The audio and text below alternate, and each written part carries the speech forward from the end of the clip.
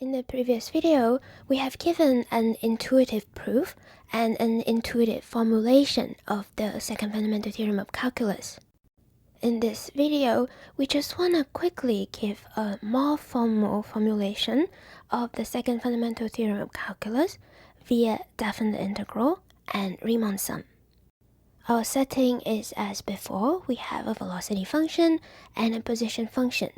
The velocity function is the derivative of the position function, or equivalently, the position function is an antiderivative of the velocity function. If you have any function v that has an antiderivative, then you could always view it as some type of velocity function, and you can view its antiderivative as a position function. So everything we said holds generally for any pair of antiderivative versus derivative functions in general. With that in mind, now recall from our previous video that the second fundamental theorem of calculus says that the sine area under the graph of velocity function between any 2 points in time, say 5 and 7 a.m., is gonna be exactly equal to the total displacement between 5 and 7 a.m. That is, it's gonna be equal to the difference between your position at 7 a.m. and your position at 5 a.m.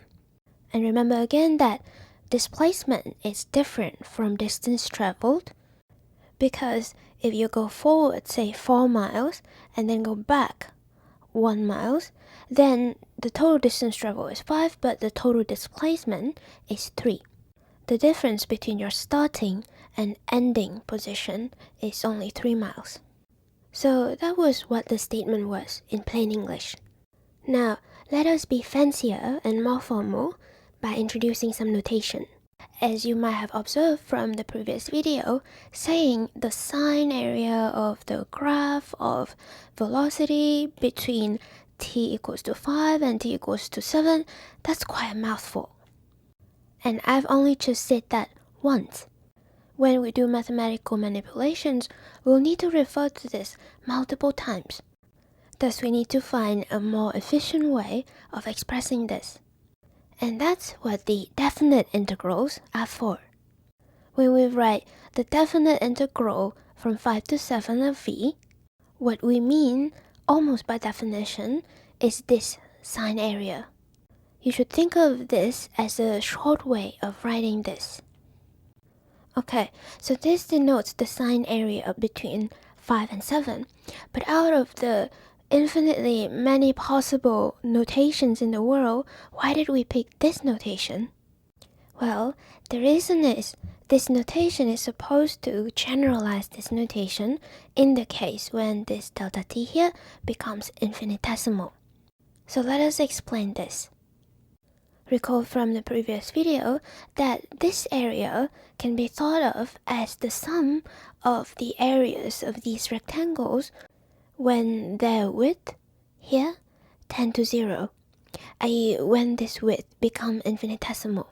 You should visualize that as if this side here shrink to a point. So it would look like this, in which case this whole rectangle here just shrink to a little segment like this. Alright, so since this area is really just the union of these super skinny rectangles, its area is, heuristically speaking, just the sum of the area of these skinny rectangles. And how do we compute that? Well, to understand the sum of the area of the skinny rectangles, let's look at the sum of the area of the rectangles before they become skinny. Alright, so let's look at these pre-diet, pre-workout rectangles that still actually had a positive width. How do we compute the area of such a rectangle? Well, we will just multiply the width with the height. Let us call the width of each of these rectangles delta t. And let's call these points ti. So that means that 5, we'll call 5 t0 here. And then the next point here t1 and then t2 and so on. Then we see that the height of each of these rectangles from ti to ti plus 1 here is just going to be equal to the y-coordinate of ti in this graph, right? So that's just vti.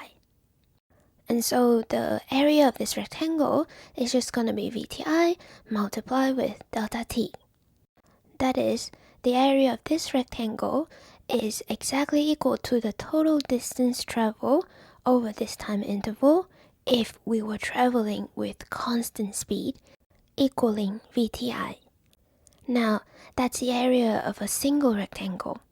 To get the sum of the areas of all of these rectangles, we'll just need to add up all of these. By the way, a sum of rectangles underneath the curve of V like this is called a Riemann sum of V. Each Riemann sum is an approximation of the area under the curve of V. I'm just giving you this name Riemann sum so that you know what people are talking about when you read a book or if someone brings this up at a party. But really, you won't need this concept much in practice or in our course. Well, in practice, you might need to approximate area by forming rectangles like this, but you can do so without knowing that the name for the sum of the areas of this rectangle is called Riemann sum. Anyway, every Riemann sum is an approximation of the area under the curve. The smaller you choose the width of these rectangles, the more accurate your Riemann sum will be as an approximation of the area under the curve. Now, to get the exact area under the curve and not just an approximation, we need these rectangles to actually fill out this area. And we do so by shrinking this side length here to a point. When we do so, this width, delta t, becomes an infinitesimal. To signify the fact that this width here is now infinitesimal, we replace the notation delta t with dt. Now, when each of these rectangles becomes so thin like this, thin to the point of having no width, we'll actually have infinitely many rectangles. And not just infinitely many, but uncountably infinitely many, for those of you who know what that means. But the sigma notation that you've learned doesn't apply to this situation. Sigma stands for addition, and you know how to add 2 numbers, 3 numbers, 4 numbers, but how does one add uncountably, infinitely many numbers? So heuristically, you can think of this notation as generalizing this sigma notation for the case of an uncountably infinite sum. That heuristic is actually not really quite far off. The rigorous definition of this integral is just gonna be the limit of this sum as delta t goes to 0. But you won't really use that definition much in this class or in practice, so don't worry about it. It's really much better to just think of this notation as the sum of areas of super skinny rectangle, each of which has area equal to the height v times this infinitesimal width. Okay, so that explains the reason why we choose this notation for area. It's supposed to mimic the notation of the sum of areas of rectangles, but we want to signify the fact that the width of these rectangles are now infinitesimal, and the sum is now over uncountably infinitely many numbers. So in effect, it's actually a kind of limit. It's a limit of Riemann sum. But let's not worry too much about that. With this notation, we can now rewrite the second fundamental theorem of calculus in a more concise way.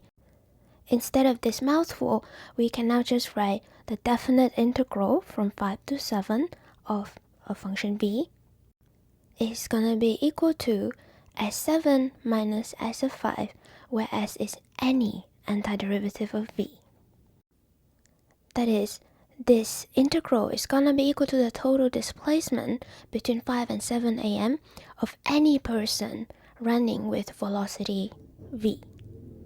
This is because if two people have the same velocity, then even if they start and end at different position, their total displacement would always be the same.